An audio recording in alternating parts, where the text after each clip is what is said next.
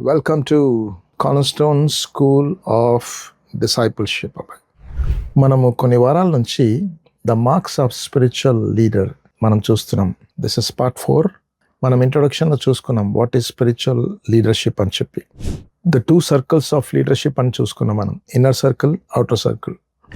మనం ఫోకస్ చేసిందల్లా inner circle of spiritual లీడర్షిప్ని మనం ఫోకస్ చేసుకుంటూ వచ్చినాం. మనం నెంబర్ 1 నేర్చుకుంది మనము the goal that others will glorify God, the power, love both friend and foe, శత్రువుని కూడా మనం ప్రేమించాలి. మూడవది the source, meditate on and pray over the word.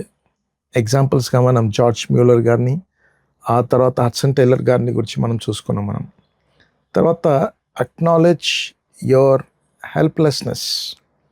Okay, మనం ఎంత బలహీనమో దేవుని సన్నిధికి వచ్చిన తర్వాత గుర్తిస్తే దాని ద్వారా మనం ఎంతో శక్తి కూడా పొందుకుంటాం మనం. అయితే ఈరోజు మనం ఏం చేస్తామనంటే అవుటర్ సర్కిల్ని మనం చూసుకుందామండి. ఈరోజు ఇన్నర్ సర్కిల్ అనేది మన ఫౌండేషన్ అది. సో అవుటర్ సర్కిల్ని మనం వెళ్దామా. అవుటర్ సర్కిల్ ఇంట్రొడక్షన్గా మనం చూసినట్టయితే every believer in the church has been given spiritual gifts by the Holy Spirit to serve and glorify God. ప్రతి ఒక్క విశ్వాసికి ఏదో ఒక రకంగా ఆత్మీయమైన వరాలతో పరిశుద్ధాత్మ దేవుడు నింపి వాడుకుంటాడండి. అయితే ఇందులో ఒక డిఫరెన్స్ ఉంది. అదే బాడీలో, అదే చర్చ్లో కొంతమంది తయారు చేయబడి దేవుని యొక్క కృపచేత ఎక్స్ట్రాడినరీగా నిలబడతారండి. వీళ్ళు కామన్గా పనిచేసే వాళ్ళు కాదు, అన్కామన్గా ఉంటారు అన్నట్టు. వీళ్ళు బాగా బలంగా ఉంటారు వాళ్ళు. These leaders are not great because of natural ability alone, but because their abilities are surrendered to the Spirit. అంటే వాళ్ళకున్న న్యాచురల్ ఎబిలిటీని బట్టే కాదు, వాళ్ళు పూర్తిగా పరిశుద్ధాత్మకు సమర్పించుకుంటారు కాబట్టి పరిశుద్ధాత్ముడు కూడా బలంగా వాడుకుంటాడు వాళ్ళని. సో కనుక విల్లింగ్ లైఫ్ అనేది ఇంపార్టెంట్ అబ్బాయి, గుర్తుపెట్టుకోండి. అంటే దేవుని కోసం నేను బ్రతుకుతాను, వాడబడాలి అనే ఆశ కలిగి ఉంటారు చూడండి. He transformed ordinary qualities into extraordinary instruments for his kingdom. అటువంటి వారినే దేవుడు అత్యధికంగా బలంగా వాడుకుంటారు అని చెప్పాలి అసలు యాక్చువల్లీ. సో కనుక థింక్ ఆఫ్ జోసెఫ్ అబ్బాయి. ఒకసారి జోసెఫ్ గురించి ఆలోచించు. ఆయన చూడండి ఎలా వాడబడ్డాడని. అడ్మినిస్ట్రేషన్ గిఫ్ట్ వచ్చింది ఆయనకు.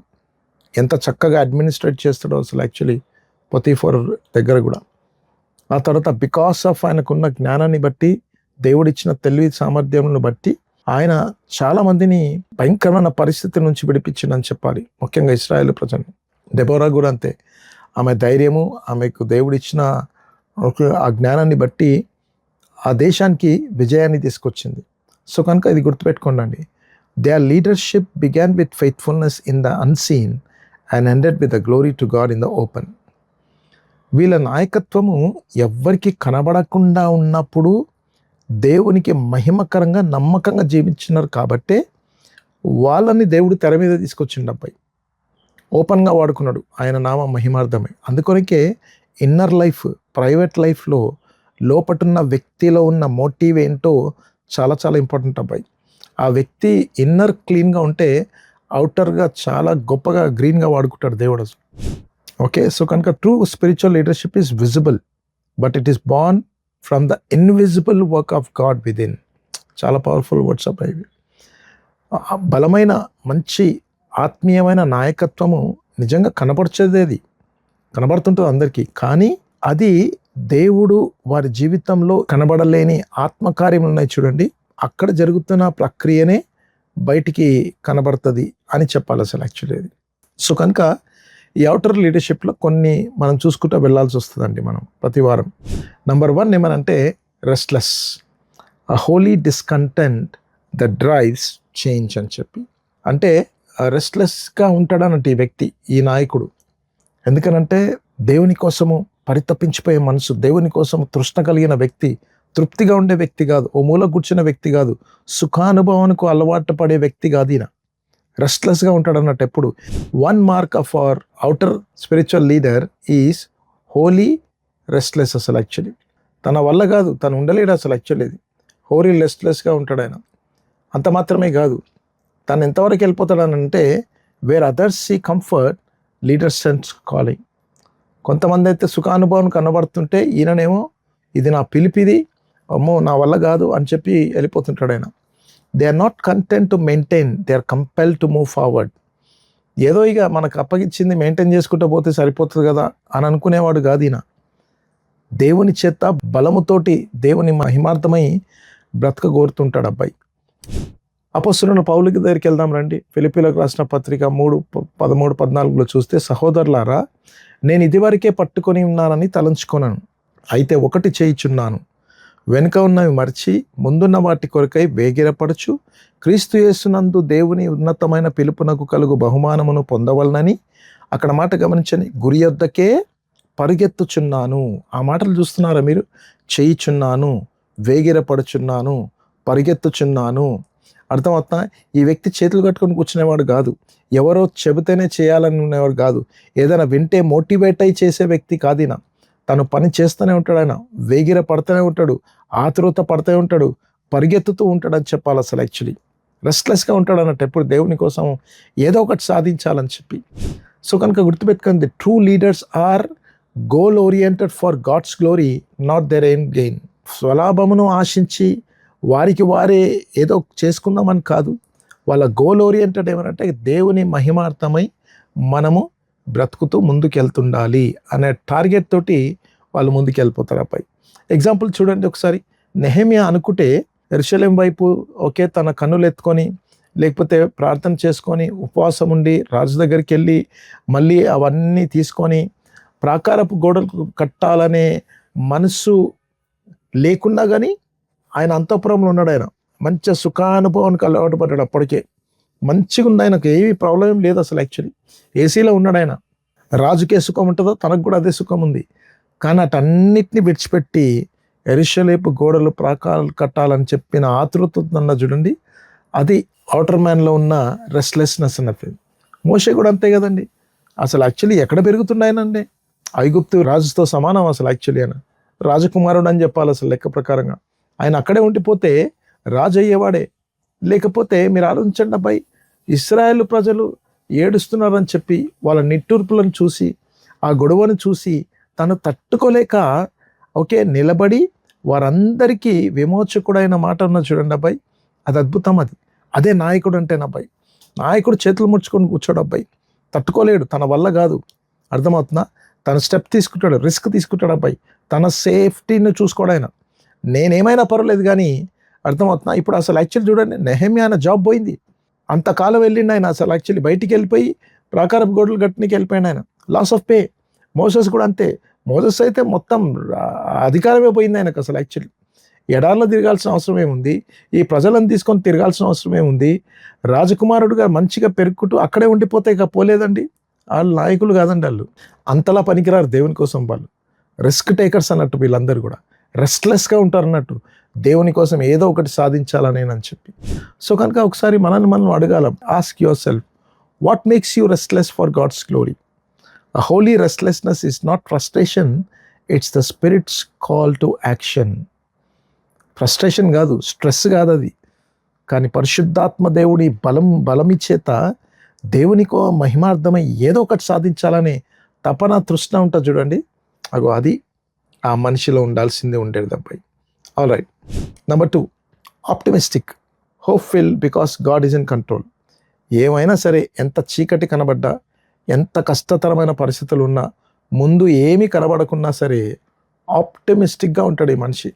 నిరీక్షణతో ఉంటాడు, ఆశతో ఉంటాడు అని చెప్పాలి. ఏదో ఒకటి చేస్తాడండి దేవుడు.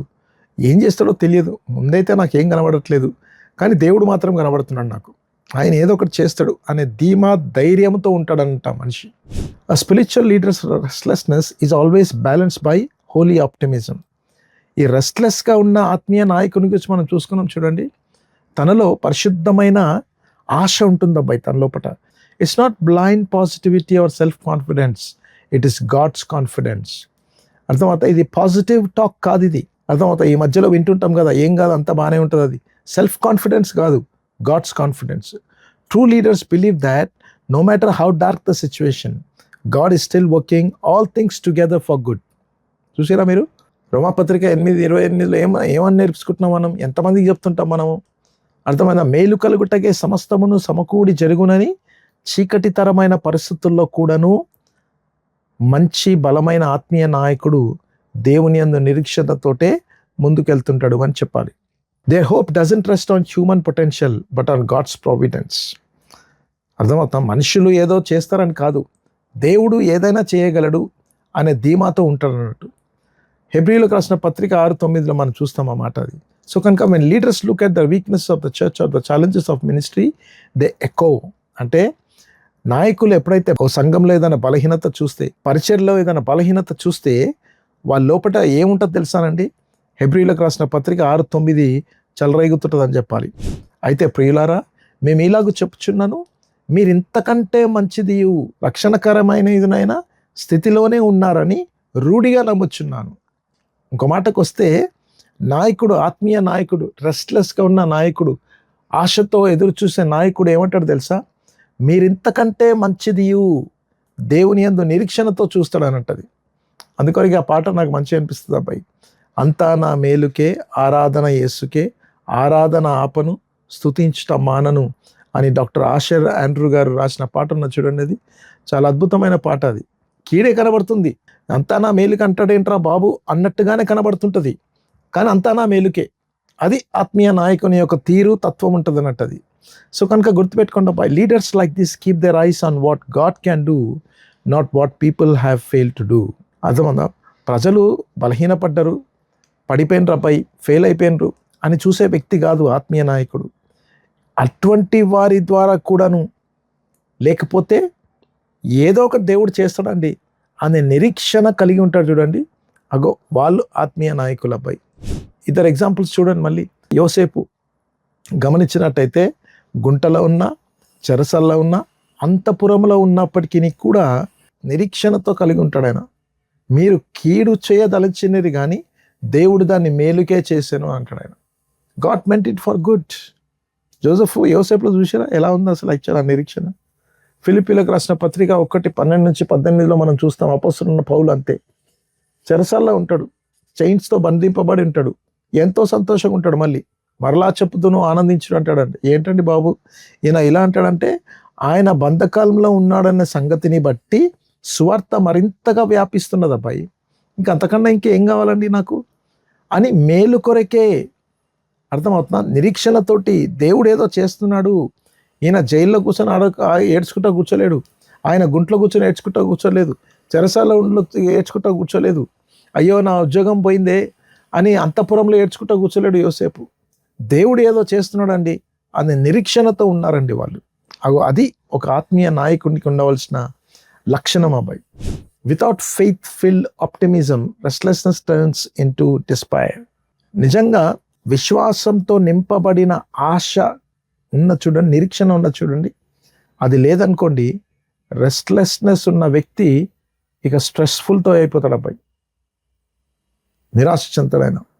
But when the leader's hope is rooted in God's character, their vision inspires others to keep pressing even through storms. అగో మీరు చూస్తున్నట్టుగా అలలు చెలరేగినా సరే, ఏ నాయకుని అయితే విశ్వాసము, నిరీక్షణ దేవుని యొక్క క్యారెక్టర్లో నాటబడి ఉందో ఆ వ్యక్తి ద్వారా ఇతరులు కూడా ఎంతో నిరీక్షణ కలిగి ఉంటారు అబ్బాయి, ఎంతో ప్రోత్సహింపబడతారని చెప్పాలి. కనుక ఒకసారి మనం అడుగుదాం, do I see problems through the lens of God's power or man's failure? సమస్యలను మనము ఏ తెరతో చూస్తున్నాం, మనము ఏ జోడ్లతో చూస్తున్నాం, కళ్ళ జోడ్లతో చూస్తున్నాం, మనం దేవుని శక్తితో చూస్తున్నామా, మనిషి ఓటమితో చూస్తున్నాం? మనం మనిషి ఓటమితో చూస్తే అన్ని ఓటమిలా కనబడతాయి అబ్బాయి, రిస్క్ తప్పదు మనకు. కానీ దేవుని యొక్క శక్తితో చూసినాం అనుకోండి, చాలా డిఫరెంట్గా కనబడుతుంది అక్కడ. So optimism in leadership is not denial, it's trusting God's design in the midst of delay. దేవుడు ఒకవేళ డిలే చేసిన కష్టతరమైన పరిస్థితి ఈరోజు కనబడుతున్నప్పటికీ కూడా ప్రతికూలతలోనూ అనుకూలంగా దేవుడు కార్యం చేయగలడు అనే నిరీక్షణ కలిగి ఉంటాడు చూడండి. అది ఇన్నర్ మ్యాన్లో, అవుటర్ మ్యాన్లో ఉన్న బలమైన శక్తి అని చెప్పాలి అప్పుడు. ఓకే, ఈరోజు మనం అవుటర్ మ్యాన్లో restless, the holy discontent that drives change అని నేర్చుకున్నాం మనం. రెండవది ఆప్టిమిస్టిక్, ప్రతికూల పరిస్థితుల్లోనూ అనుకూలమైన ఆలోచనలు, నిరీక్షణ కలిగి ఉంటాడు చూడండి. ఎందుకు దేవుడు నాకు తోడుగున్నాడు అనే వ్యక్తి ఉన్నాడని చూడండి. అగో అది అద్భుతం అబ్బాయి. మనము పార్ట్ 5ని November 15th రోజు అబ్బాయి పార్ట్ 5ని మనం కొనసాగిస్తాం. చాలా ఇంట్రెస్టింగ్ ఉన్నాయి అబ్బాయి. ఇవన్నీ కూడా చిన్న చిన్న ఇవన్నీ కానీ చాలా బలమైనవి అని. Thank you. God bless you అబ్బాయి.